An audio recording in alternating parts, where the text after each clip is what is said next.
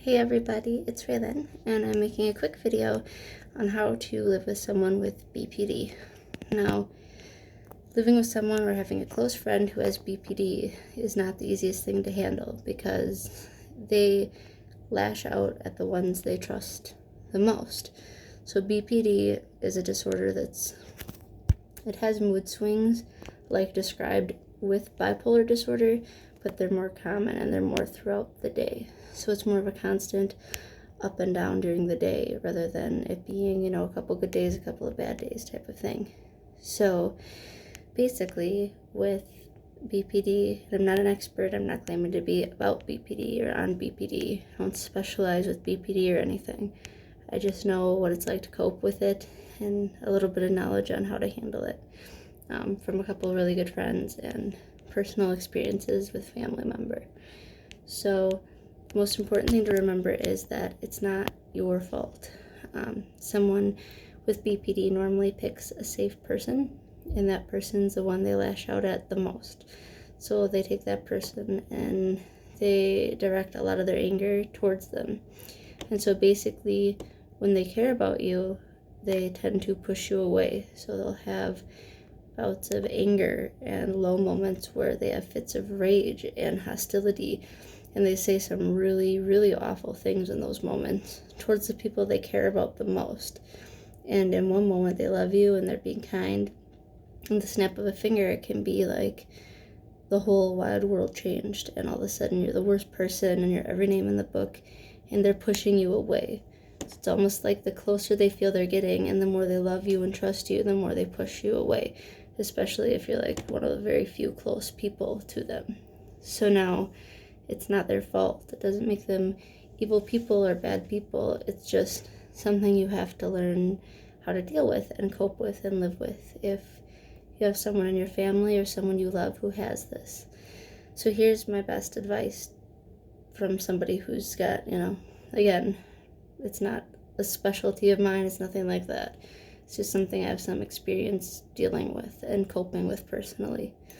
So for me, when my family member would have these angry bouts, it was really hard to deal with, and I would blame myself or think it was a personal attack towards me, and that wasn't the case at all.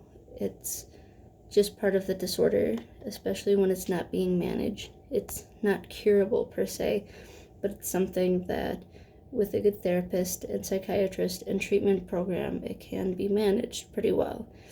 At the time, the person I knew was not getting any medication or any treatment for it. So I would take it personally when they'd call me these names or lash out negatively.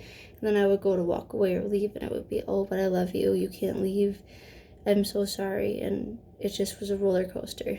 So the most important thing to remember is if they're lashing out on you, it's because you're someone they care about and trust, and because there's that almost internal fear of letting you in, of getting close, they start to push you away.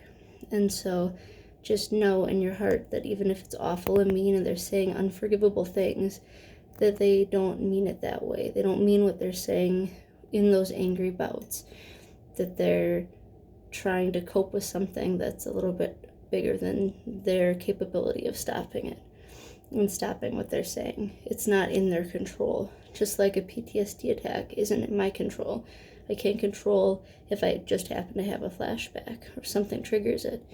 They can't control that low point, especially without treatment. So just keep in mind, if they're having an outburst towards you especially, that it's not you. It's not something that you did, most likely. It's something inside of them that's causing them to panic and react in that way. So if you can keep in mind when they are being this way, that it's because they love you in a sense, and because they care, it really helps you to move through those moments and know that it's meanness out of fear. So it's a good way to keep positive and keep moving forward in a situation. Oh, I think that's my little girl coming in. Hi, Roddy. Hi. But anyways, one of the best things I learned was to really cope with it. Keep in mind that their anger isn't their fault. Hi, sweetie. Want to say hi? Mama. Say hi. Hi, Ma. Nice, sweetie. This is Riley. Anyways, I'll be right there, sweetheart. Just remember to try to take that as almost a compliment. You know, their anger and their hostility towards you means you're somebody they trust, and they're pushing you away because they're afraid of that connection. Normally from some abuse when they were younger and some trauma from their past. So try to keep in mind that it may seem negative and it may seem impossible, but it's because they care. And then once they see you're not going to leave and that you're a stable person, you could maybe talk to them about doing some sort of counseling or going, you know, and just seeking out some kind of treatment, but say it in a positive way. You know, maybe it would be good if you had someone to talk to that would keep things confidential and that you could always trust. And that's a good stepping stone for them to really get help. Offer to go with them, you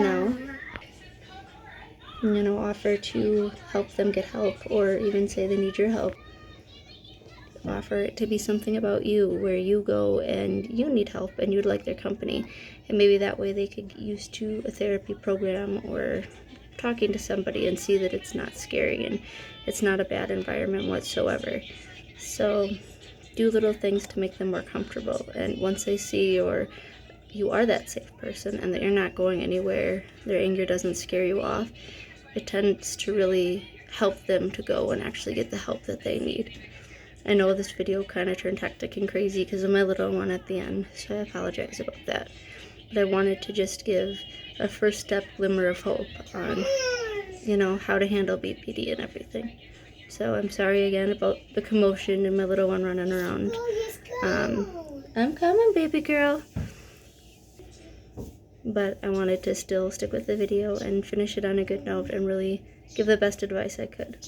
I love you guys. Stay positive, and I'll go more in depth on this topic if anyone wants me to later on. Have a lovely day.